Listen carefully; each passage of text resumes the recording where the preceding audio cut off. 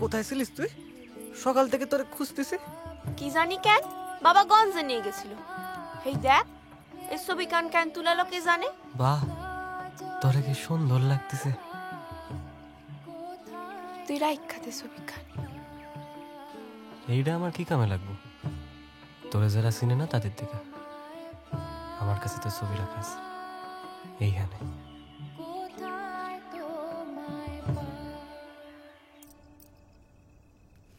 कहाँ ढूंढ रही है माँ जी?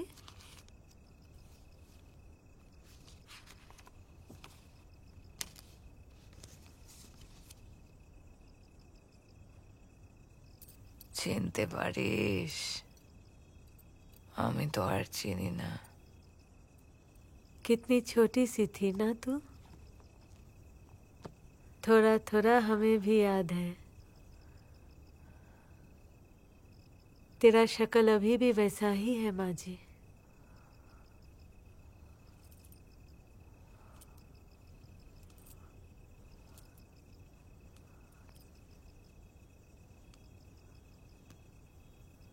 কোথায়? কিছুই তো এক নেই।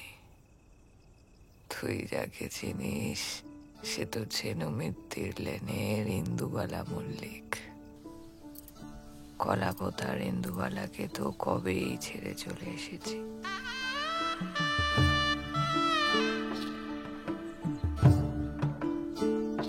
কমরেড, কি হলো? তুমি ঠিক আছো?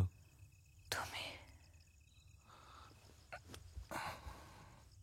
আমি কি? উফ, কি খাবার আছে বলো তো আগে, খুব খিদে পেয়েছে। এটা থালা খালি। ধনা বলল মাঠের ধারে এক গাদা লাশ পড়ে আছে, নকশালদের।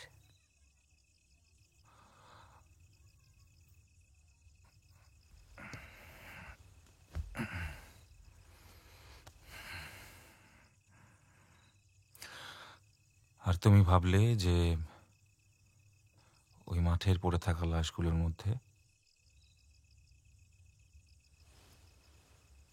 একটা লাশ আমারও।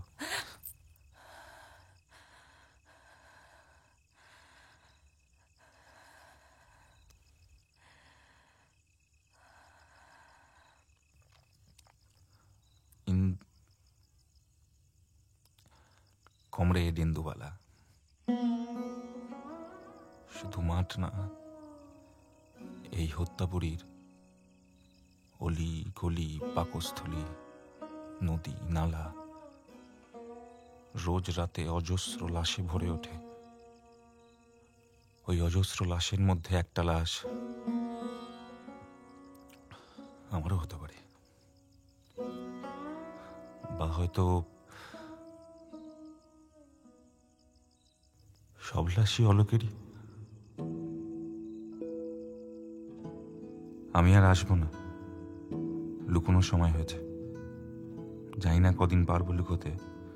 আমরা তো রাষ্ট্রের কাছে বিপজ্জনক। আমার পোস্টারগুলো রইল আপনার কাছে।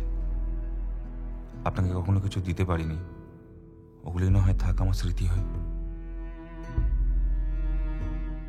फिर कभी तो उससे मिली थी माँ जी।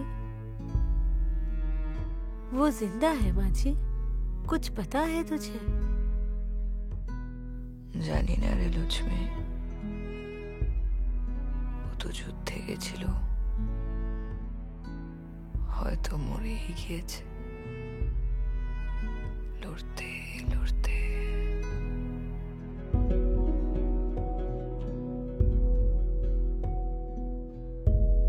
মনিরুলদের মনে হয় মরে যেতেই হয় বারবার।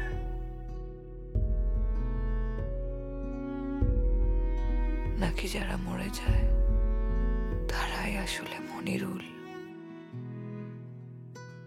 অলোক, রিয়াজ কিংবা রূপাই, তারা আসলে মনিরুল।